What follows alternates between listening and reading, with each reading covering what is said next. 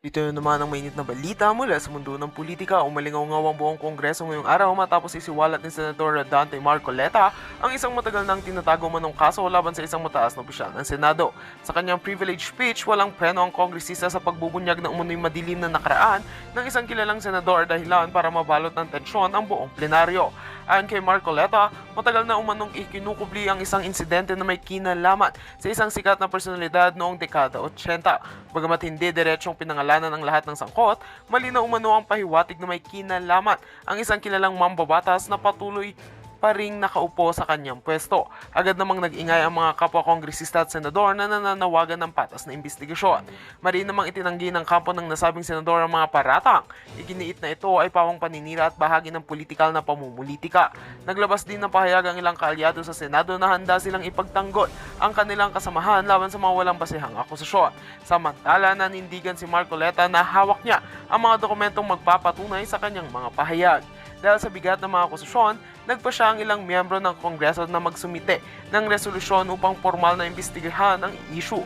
Patuloy ang pagtutok ng taong bayan sa susunod na hakbang ng mga mambabatas habang umaasa ang publiko ng lalabas ang buong katotohanan sa gitna ng mga nakabinging sigawan at sigulot sa kapangyarihan. At yan nga ang mga balitang ating pagkakatutukan, at kung bago ka pa lamang sa aking channel ay huwag kakalimutang mag-like, share and subscribe para updated ka sa mga bagong balita dito sa Tatak Pinas.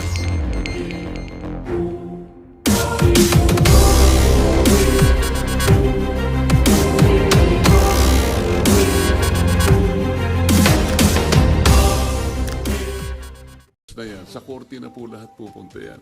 Kung makukumpleto po yung committee report, lahat po yan papunta na po sa prosecution at finally to the courts of law.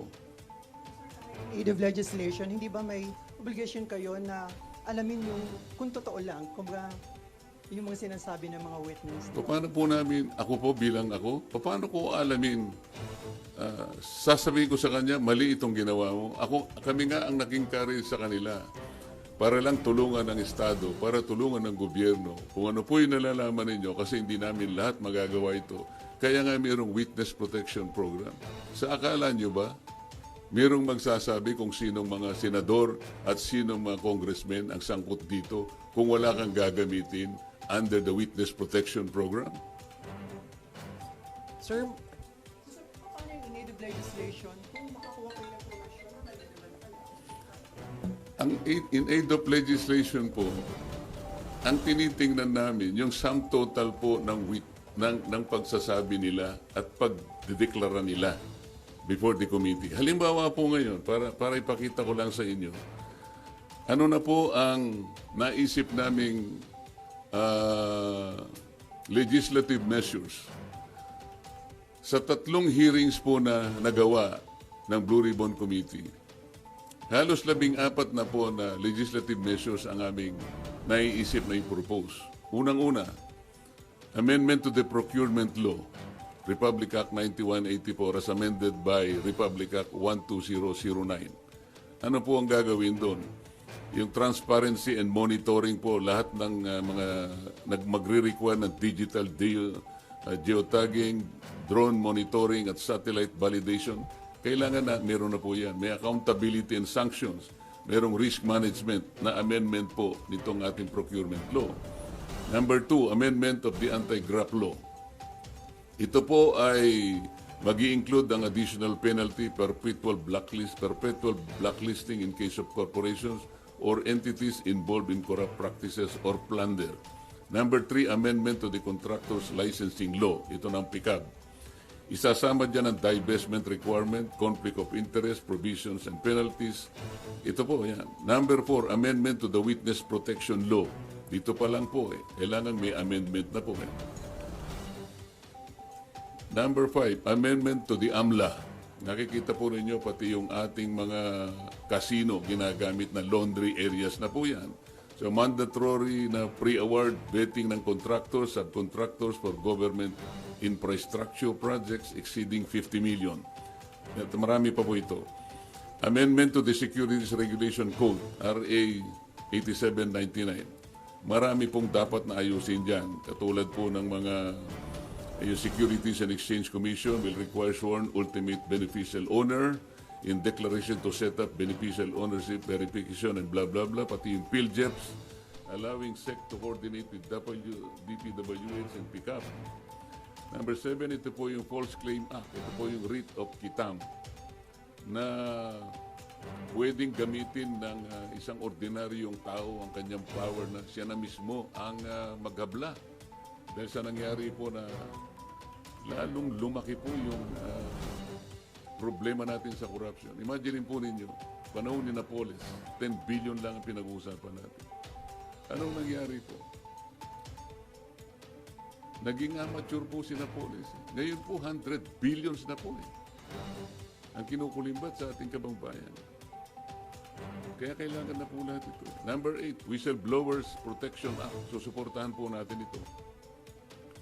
Number 9, Heavy Equipment Registration and Leasing Act. Number 10, kailangan meron po tayong Flooding Integrated Master Plan Act. Number 11, i-amend po natin ang Ombudsman Act kasi wala siyang masyadong ngipin.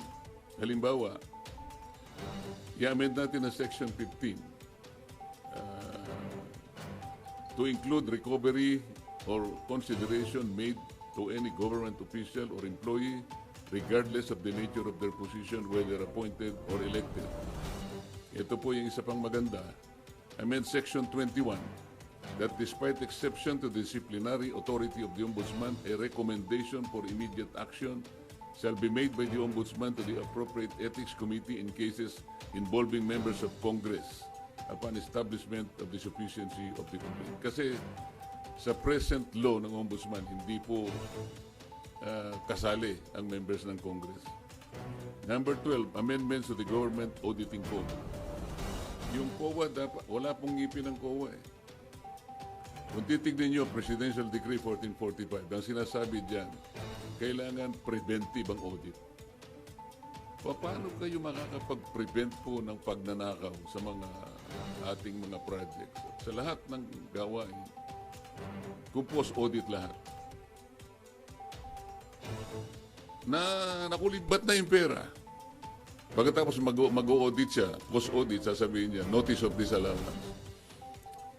Nakakita na po ba kayo na pagkakataon o kahit anuman, sa lahat ng notice of disallowance na inisyu ng COA, maliban lang sa nag-volunteer na magsoli ng paunti-unti, yung malakihan po na notice of disallowance, meron pa pong napakulong. Meron silang nasingil. Meron po ako na monitor 100 billion sa SBMA. Naging final and executory, umabot ng Korte Suprema. Final and executory. Hindi pa po nakolekta ng COA hanggang ngayon. Walang kang ngipin-ngipin. Ito po yung gusto naming gawin lahat. After 3 investigations, pati Civil Service Commission po, kailangan po nating i-amend na yung sinasabi na 6713, yung Code of Conduct and Ethical Standards of Public Officials. Halimbawa po yung Section 8. Lagyan natin ng provision that the public has the right to know the assets, liabilities, net worth, and financial and business interests of any public official or employee, including those of their spouses or unmarried children under 18. Ito pa po importante dyan. However, public access of these SAL-N documents remain limited. Sa ngayon, kaya pinopropose natin that the SAL-N of members of Congress be made available to the public through the official website of the Senate and the House of Representatives. Para sa ganun, makuha nyo na kagad, hindi susulat ka pa. Kung ayaw niya, hindi mo rin makukuha. Very, very limited ang access po ninyo. Pang-14, i-abolish po natin yung River Basin Control Office. Ito po'y parkingan po ng mga pinopload na mga opisyales na wala namang ginagawa. Isipin po ninyo, 2006 nagawa itong opisinang ito under the DNR. Siya ang dapat mag-integrate ng ating 18 existing river basins in this country. Wala silang nagawa kahit isa. Puro pangwawaldas lang ng sweldo. Nagsusweldo na walang ginagawa.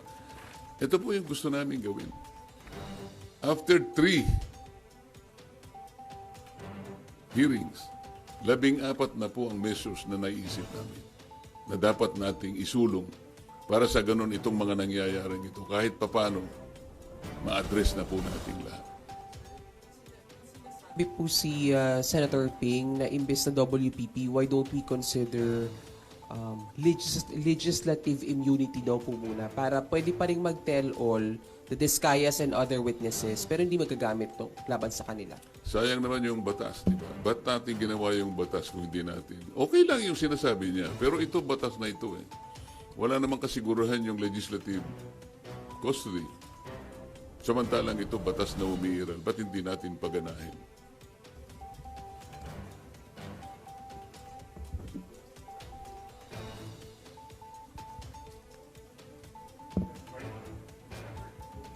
Nabanggit niyo po kanina na hindi na po saklaw ninyo trabaho yung pag-determine kung nagsasabi ng totoo o hindi yung witness.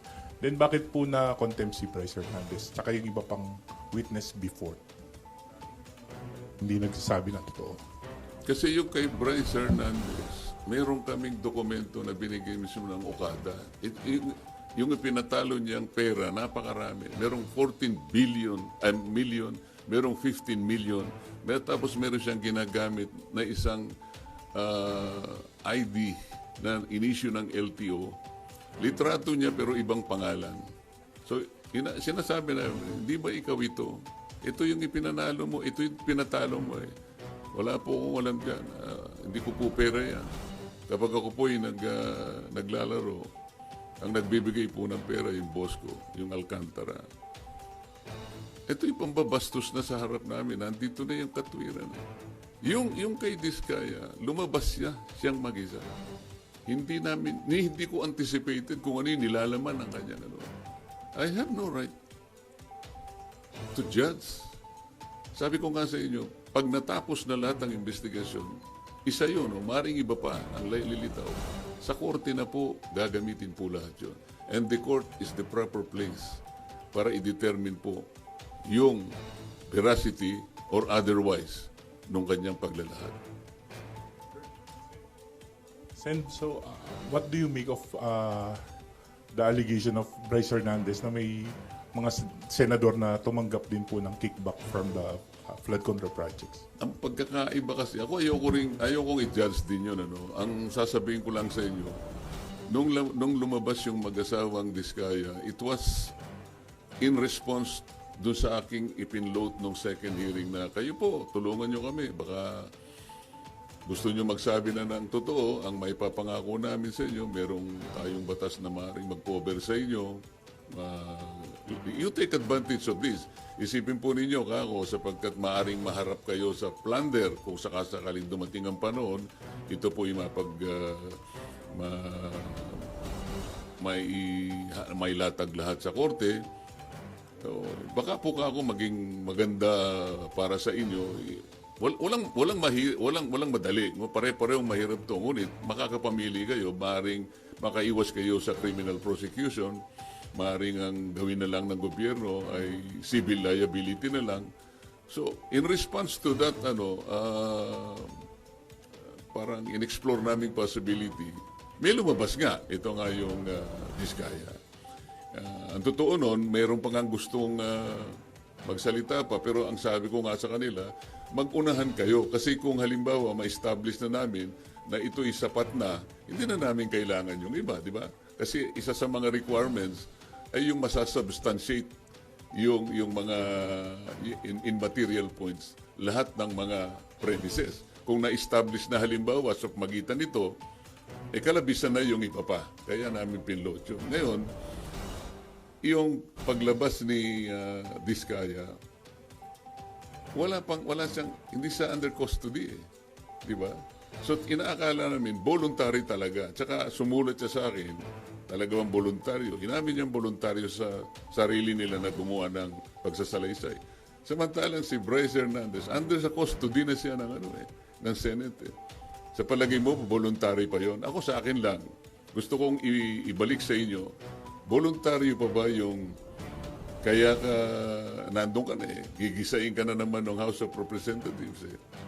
At meron nga mga nag-text sa akin na mga ibang tao na tumutulong sa ibang mga partido Aba, meron daw mga congressman doon na nagsabi o nagsasuggest, maglaglag ka na rin ng mga senador para hindi kayo makontempt. So, malalagay sila sa pressure eh. So kung tatanungin mo ako, palagay nyo ba kapani-paniwala? Hindi ko alam. Pero kayo ang makakapagsabi, alin ang mas magandang sworn statement? Yung hindi ka pa under custody o yung under custody ka na? Doon masasalamin mo ngayon kung alin ang mas voluntaryo. Alin ang mas totoo. Sir, hindi ba, Senator, mahalaga din yung ma-determine yung credibility ng isang nag-a-apply na witness? For example, itong Diskaya, si Sara Diskaya, pating asawa niya, they have been denying before that they own more than one company. Sabi na yung Alpha and Omega lang yung kumpanya nila. Pero later on sa Blue Ribbon, inamin po nila na siyam yung pagmamayari nilang kumpanya.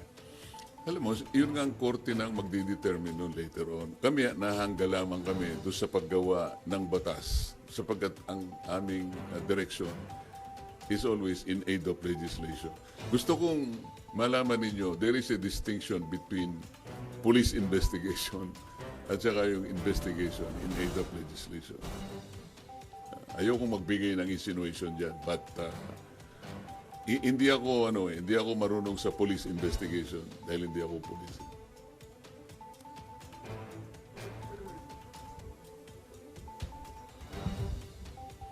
Hi sir, Daniel po from PTV4. Sir, ano po yung any thoughts lang siguro or nilook forward nyo doon sa tinayo po na Independent Commission for Infrastructure? At yun, Independent Commission po. yung ICI,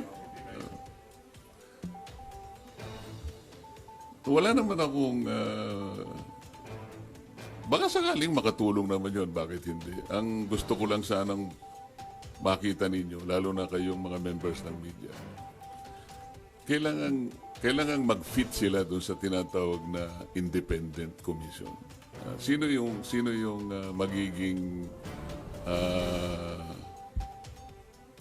opisyal na hihirangin na magko-compose ng Independent Commission? How independent can they be? Yung probity na hinahanap, wala ba silang kulay politika? Sila ba ay magpapahayag na kahit kailan hindi sila tatakbo sa opisinang pampolitika? Para sa ganon ay yung gagawin nila ay talagang independent of anything. Para paniwalaan. Kasi yun ang importante, kailangan paniwalaan. Pagkatapos, are they competent na makita ito? Gaano katagal? Kasi ang pinag-uusapan natin, kailangan matigil na kagad ito. Kung ang pag-uusapan natin ay yung ilang taon pa atras, baka mamaya makonsume na tayo lahat. Hindi ba dapat merong immediate na gagawin dito? Kaya ngayong sa amin, in aid of legislation, kailangang mailatag kaagad. Yung mga batas na kailangan, ma-address natin kaagad. Lamang, ang problema kapag ka-legislation, medyo matagal nga rin. Pero pagsikapan po natin, nabilisan, mapast-track natin, given the extent and magnitude of the problem ahead of us. Hi, Sen. In relation to his question po, sabi ni Senate Minority Leader Alan Cayetano po, magkakaroon daw po ng meeting ang minority bloc regarding po dyan sa pag-support po sa Independent Commission. At sabi po ni Senator Alan, susuportahan lang daw po yun kung yung mga tinalagang miyembro ay malaya sa impluensya ng politika at malalaking negosyo. Kayo po, Sen, would you support the creation po ng Independent Commission for Infrastructure?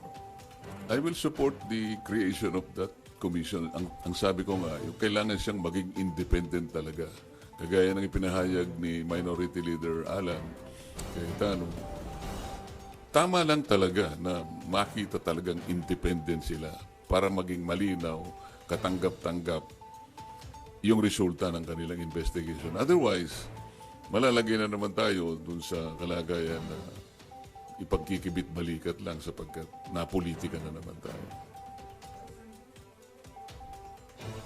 Nag-meeting na po ba ang minority bloc o magmi-meeting pa lang po para pag-usapan po yan? Nakita ko sa thread, magmi-meeting pa lang kami. Pupunta ako mamaya.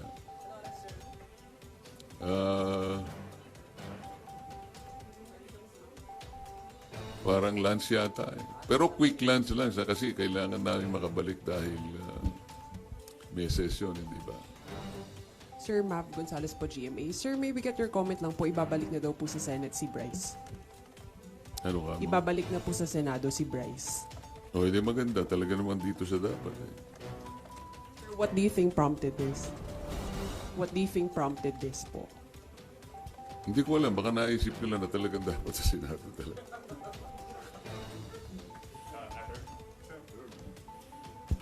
Sir, good morning po. Asher Kadapan Jr. from UNTV. Sir, tanong lang, ano po yung recommendation na dapat na maging direction po ng Blue Ribbon Committee investigating the anomalous flood control project? Nakausap niyo na po ba si Senator Ping about it? Ano yung huling tanong mo? Nakausap niyo na po si Senator Lacson about it? Direction po lang. Kailangan mo kaming mag-usap kasi sila nga yung nagsasabi na mali daw ang direction ko. Baka sila yung tama yung direction. Tingnan na lang natin, di ba? Hindi ko kasi alam kung bakit sinabi ni SP Soto na tingin namin mali yung direction. Marami raw dissatisfied sa mga kasama namin. Sino kaya yung kasama namin dissatisfied? Baka si House Speaker Romualdez lang dissatisfied doon sa paraan ng aming pag-imbestiga. Sabi ko nga sa inyo, committee investigation is not police investigation.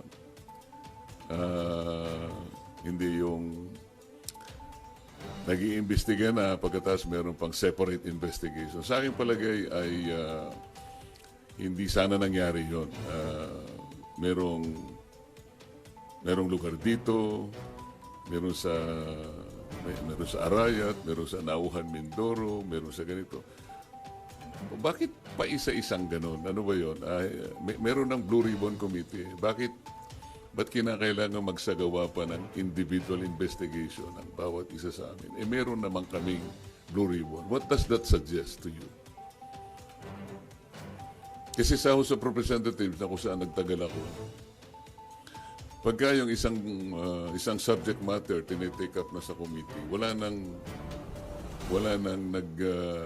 nagpi-privilege speech. At least sa House of Representatives. Sa Senate siguro baka wala namang rules na gano'n. Pero sa tingin ko, kahit na walang rules dito, pagka tinitake up na sa Blue Ribbon Committee, I think the common decency requires na wala na dapat yun. Kasi parang nagpapaligsahan. Hindi maganda. Sen, last lang po sa akin. Bukod po sa pagkompronta, sabi niyo kay SOJ Remulla, meron po ba kayong ibang mga plano pang gawin to pursue providing protection sa mga diskaya, or are you still going to pursue it? Yun lang ang alam ko kasi yun ang nasa batas lang eh. Kasi baka kung meron pa akong gagawin, sasabihin nila, kinakatigan siya o inaapoyohan. Ayokong isipin ninyo na meron akong kinakampihan dito. As chairman, kailangan maging neutral ka eh. Alam mo yung problema ko nung nag-hearing ako sa Blue Ribbon? Ang problema ko yung mga kasama ko nga. Kung paano ko mamamanage yung time. Lahat gustong magsalita. Walang focus eh, di ba? Halimbawa, ang tinutukoy ng isa dito, pagkatapos magsasalita yung isa, doon ang tanong niya. So, yun pala yung nakita ko, yun pala yung pinakamahirap na challenge para sa akin. Eh. Hindi yung pagtatanong mismo o kung paano mo i-manage ang mga kasama mo. Kasi iba't iba yung pinanggagalingan nila. Kaya kung iisipin mo, kung kailangan maging focus kayo dahil kukunti yung panahon, medyo hirap ka pagka yun ang issue. Sir, Mary Mon Reyes from One News One PH po. Over the weekend po, meron pong umubong na may kudeta daw po laban kay SP Soto. May nagsasabi